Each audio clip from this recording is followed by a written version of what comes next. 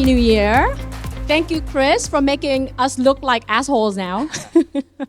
Well, it's important, though, he stressed that the first part of his career was all about making money. And it is good to make money first before you get to the other part of making a difference in the world. So, Happy New Year, guys. I know some of you have flown all the way from the other part of the world to be here. It's an honor. May I introduce today on stage with me, we have 3 investors. All the way to the right, that's Minh Lê, and Minh is an investment strategist at Vietnvest.au. With us today also, there is Tuyết Vũ. She's an advisor of Vertex Ventures, Southeast Asia and India. And Minh Lê, founder of 98. It is a blockchain studio, and he's an investor in Web3 companies. So, 2024 has wrapped up. It was a turbulent year, shaped by many ongoing conflicts we're still seeing, rising inflation, but geopolitical tensions. Vietnam alike has faced its own challenges. You've seen from natural disasters like Typhoon Yagi, all the way to, again, changing administrations, changing economic inflation. So with that said against this uncertain global backdrop, Vietnam has still emerged as a resilient hub for investment and business growth. We're going to deep dive into topics like, again, how Vietnam, its ecosystem, talent, and business growth has been happening and what we're seeing in 2025. With that, without any further ado, may I pass the mic over to our panelists for an introduction. Our question would first be, please tell us a bit about yourself, what deals you're looking to do in 2025, and perhaps one fun question, how do you define overseas Vietnamese? Sorry, go first, Sure. right? Minh, yes, please. Okay. Thank you very much for having me today to talk about myself and on the panel. So my name is Minh. I went to Australia when I was 18 years old. I had my training in finance and financial mathematics. So I started off at Sun Super, which is now Australian Retirement Trust, one of the 2 largest pension funds in Australia. Was there for 6 years and grew a little bit bored of it. So I left for Westpac, one of the big 4 banks in Australia, working there as a market risk quant for 1.5 years. And then until 2022, so just as Quang mentioned at the beginning of the talk, so the curiosity about Vietnam just grew so overwhelming. So I got a job offer in private equity, moved back to Vietnam in 2022. Really enjoy the money. My wife probably enjoys it more than me. She was sitting over there. Oops. But didn't really like the job that much. So after a year, I moved back to fund management industry. So now I'm working for a Singaporean fund manager in Vietnam. And also at the same time, my business partner, his name is Dean. He found me on a WhatsApp group chat. I think it's Overseas Vietnamese in Ho Chi Minh City as well. So I'm his business partner since then. So we created Vietinvest, which is a investment platform for overseas Vietnamese, mostly for retail investors. So right now we're based in Australia only, but we plan to expand that in the near future. So thank you. Thanks, Minh. And what's your definition of overseas Vietnamese? Because it means different things to different people here. So it's a fun question. There's no right or wrong, obviously. So I guess in the broad term, you can count everyone who's actually has the Vietnamese DNA living overseas as overseas Vietnamese. I think in the past it used to be for people who grew up overseas, especially in developed countries, have a different mindset to Vietnamese people. It's more on what you think about your culture, how people behave. But I think the world is kind of like converging to certain standards. So right now, that definition doesn't restrict itself to Vietnamese people growing up overseas, but also for young people, especially like younger generations who actually had extensive time living, working overseas as well. So, yeah. Thank you. Duy, please. Hello. First of all, thank you for having me here today. Really interested in what Chris shared earlier. I actually found myself a little bit in that story. My background is kind of everywhere. I used to be in management consulting, one of the founding members of the Boston Consulting Group in Vietnam, more than 10 years ago. Spent, I guess, quite a long time there until 2020. I left the company and joined the tech sector, working for Alibaba and Lazada in e-commerce. And in recent years, I spent a lot of time with the tech ecosystem as an investor and also a builder. On one hand, helping some of my private portfolio to build their own company, and on the other hand, advising the Vertex Venture Southeast Asia and India fund to invest in Vietnam. And if you don't know yet about Vertex Venture, it is one of the largest venture fund in Southeast Asia. We have been around for, I guess, a few decades, and in our current portfolio, we have 5 or 6 unicorns. So in 2024, we made an investment as a lead investor in Comet Series B.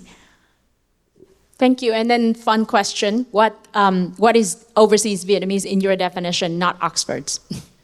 Well, I guess it's hard to say. I was born and raised in Vietnam, but I stayed in Australia for 5 years, and I was in the Silicon Valley for a couple of years. That's where I met you.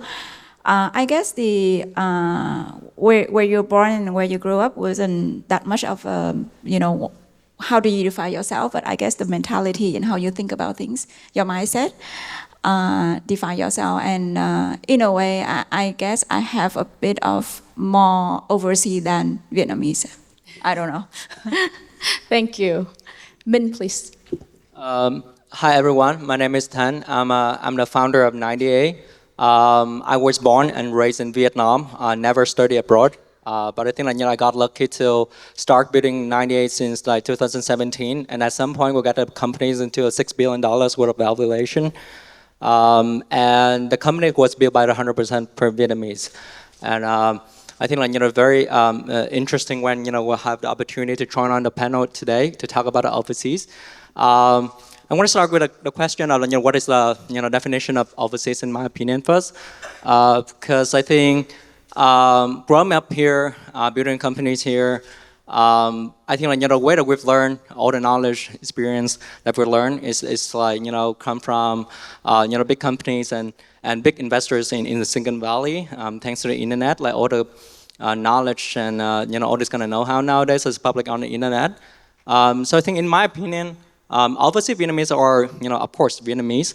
But then starting with a global mindset, this is I think fundamentally different between a lot of people that I'm talking to in Vietnam, and also a lot of companies that we invest as well.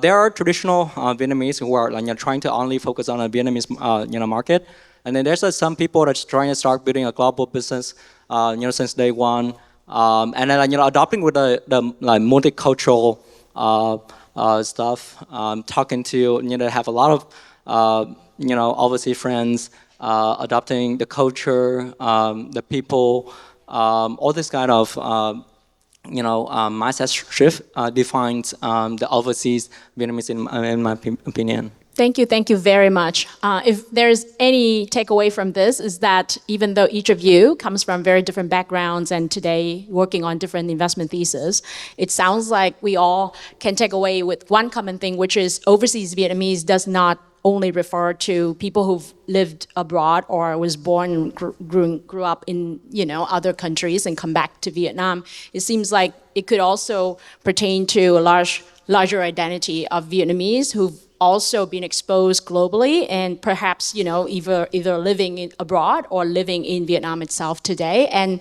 either making money or making a difference or doing both.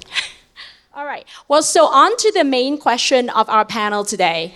With Vietnam rising as an emerging hub of innovation, whether it's tech or non-tech, business, investment, capital have been attracted to the country. I'm curious to hear a bit more about what each of you think as the next decade of growth in terms of sectors for the country.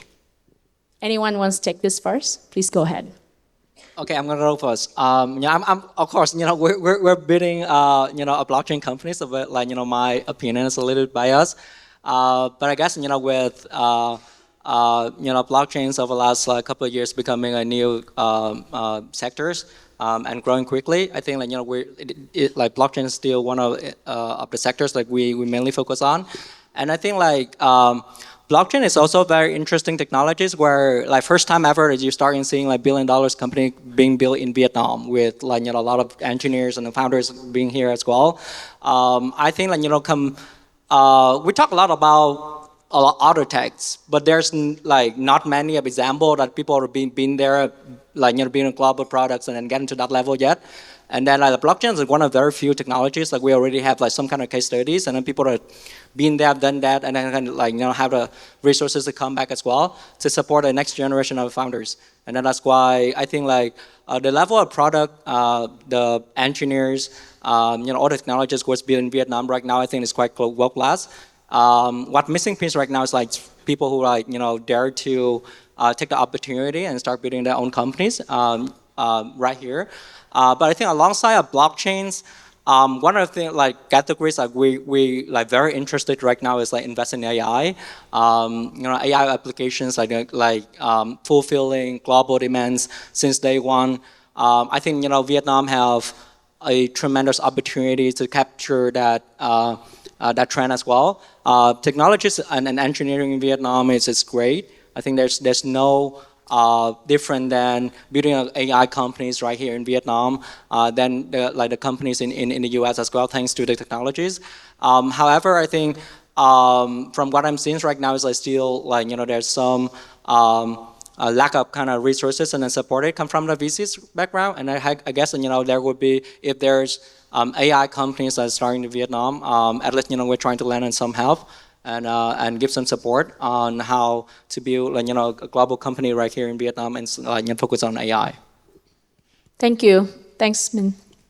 So generally, the top line is a lot of optimism and bullish. It's not because I'm from a fund, but when I talk to a lot of people in the fund management industry and also people who are not there but looking for opportunity, a lot of the general consensus is Vietnam is where you want to be in the next 10 years or beyond that. And I look at investment from multiple angles. The first one is on the macro side.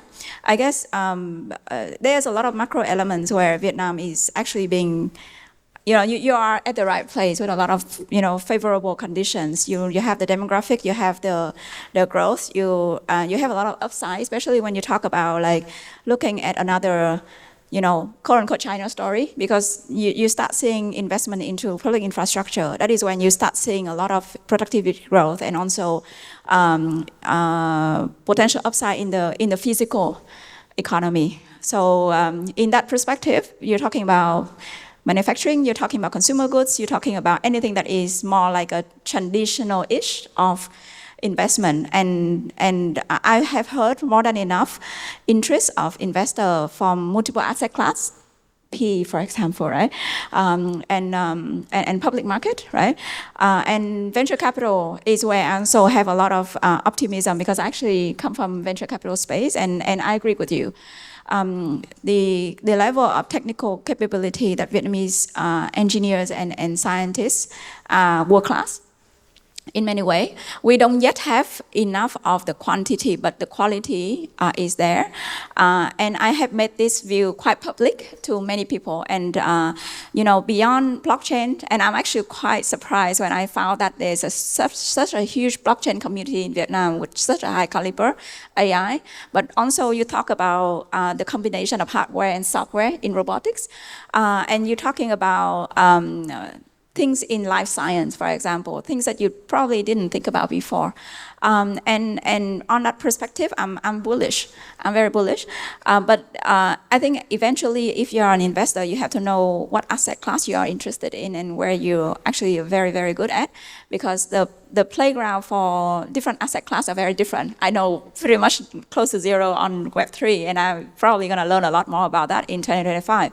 But if you are more like a kind of a traditional investor, probably you don't want to take such a risk. And I guess if you're deciding to get into Vietnam, there's a lot of favorable conditions, but you need to know your core strength and where you're best to play before you get into the certain asset class, because it's really about risk management eventually. Yeah. Thank you. Thank you, Tri.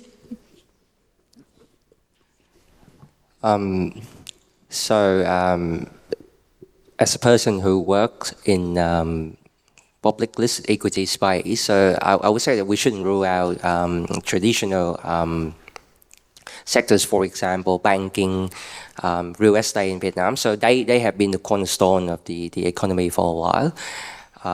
But then if you look further than that, and especially in the private equity and venture capital space, so I have to agree with the two speakers here that its technology is growing massively in Vietnam.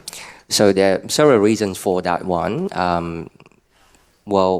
So first, like, we already so far behind in terms of manufacturing industry, so which is a shame. But we can't be upset about it any longer. We already passed the time to further grow in that area.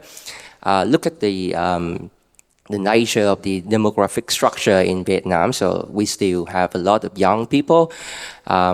It's a really good time for those to learn and acquire new technology. And also it's part of the culture in Vietnam as well. So parents in Vietnam don't want their children to work in manufacturing and other services.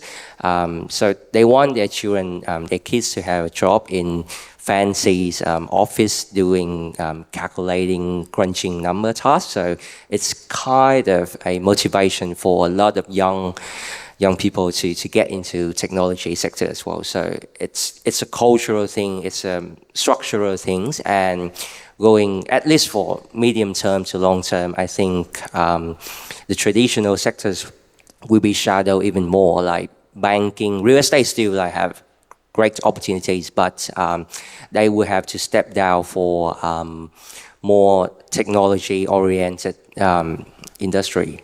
Yep. Thank you. Thank you. It sounds like there's a lot of agreement here in terms of traditional sectors of what has made Vietnam grow to where we are today, and also infusing that with technology going forward. And then on the very other end of the spectrum, we've got Tan with Web3 and blockchain technologies. So it's quite a cool range of different sectors.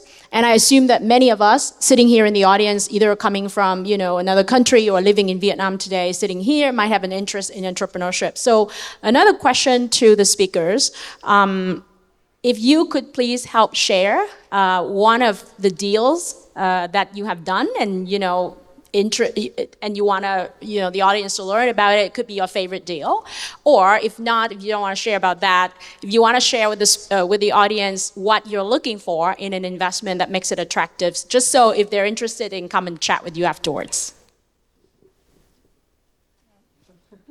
Anyone? Lots of Web3 deals. Yeah, of course. I think in the past, if anyone are building on Web3 in Vietnam already, probably know us.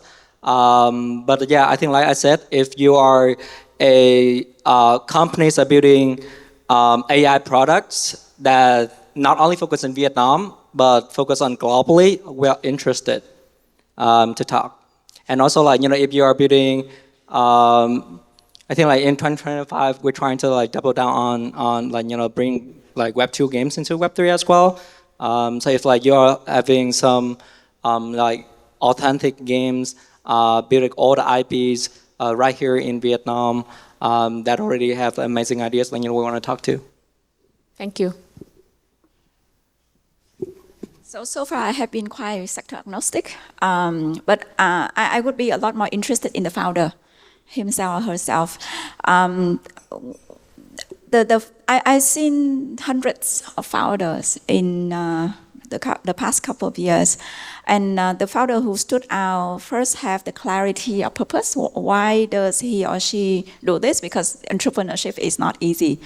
I have to it's not a flashy Forbes magazine cover. It's actually a lot of hard work, and it's a lot of pain, right? So there must be a very strong reason why the person is doing this and pursuing this. I need to have some clarity of why. And why entrepreneurship for the person? Why this sector for the person? Why this moment for that person?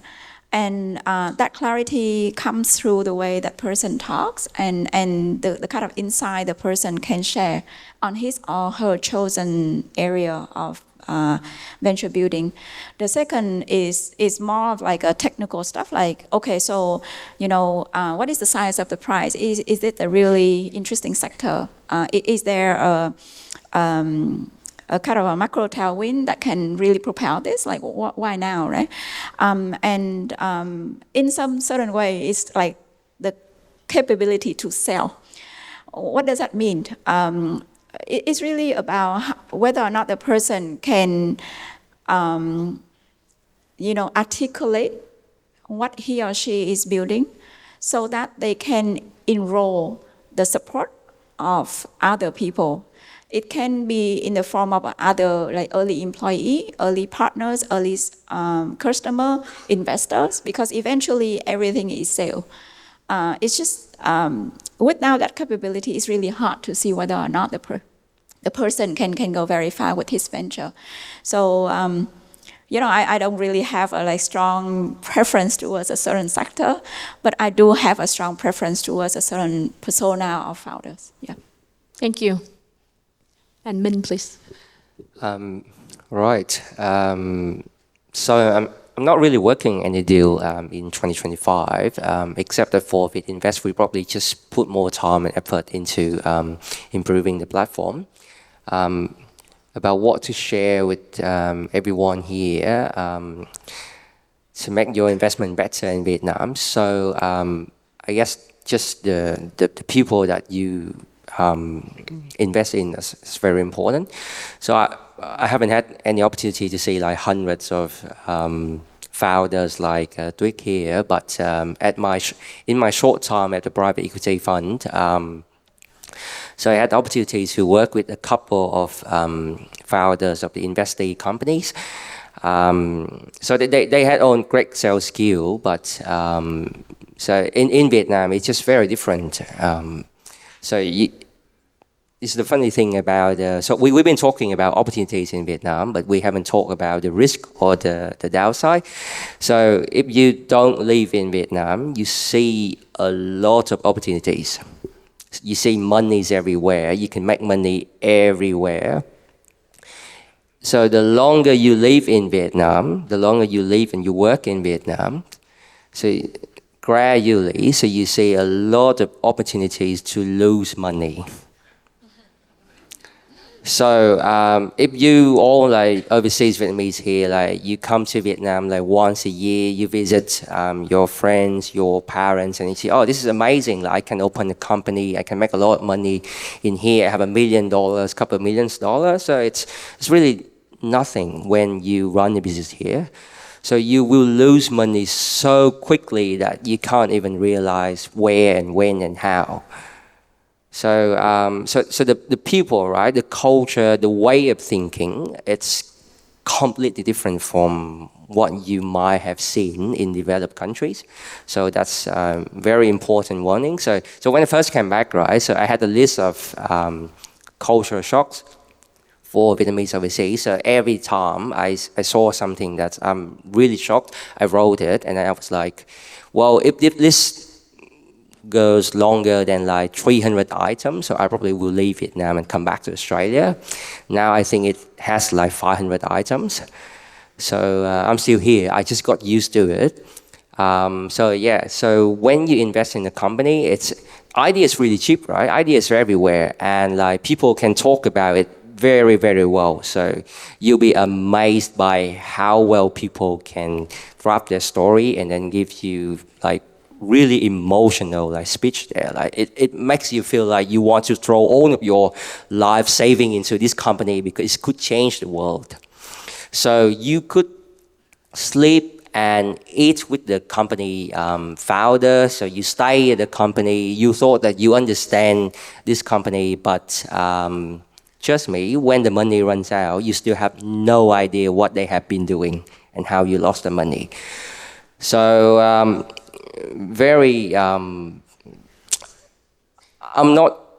trying not to be too negative here, but just want to make sure that everyone walking out of this room, please do not think that Vietnam is full of opportunities to just make money without any downside. So just be very cautious where you put the money, to the people who you invest the money in, and you have the people you actually have trust in. So just be very cautious about that. So, yeah. Thank you, Min, for the cautious reminder. Just like everywhere else, this is not investment advice. Well, the one thing that struck me, though, is that his list has grown to 500 items. And I think over time, it will continuously be added more. The key thing to note is Min is still here and still invested in Vietnam. That's at the core of the reason why we have this panel. Where is the investment flowing in Vietnam today? Because yes, I mean, with any investment products that we're stepping into, I mean, the highest risk-taking product that you could get to is a Web3 technology in today's wave. And it's apparently our friend Tan here has gone into it from the very early days in Vietnam, about almost 10 years ago. And he kept building and he kept, doubling down. And congratulations for all the efforts that you have spent on building your Web3 product. I had the reminder to wrap up, so unfortunately this is going to be the end of our panel. Thank you very much to our interesting guest speakers today who've brought diversity in terms of their investment domains and interesting backgrounds coming from Australia, the US, and Vietnam itself. Please give them a round of applause. Thank you very much.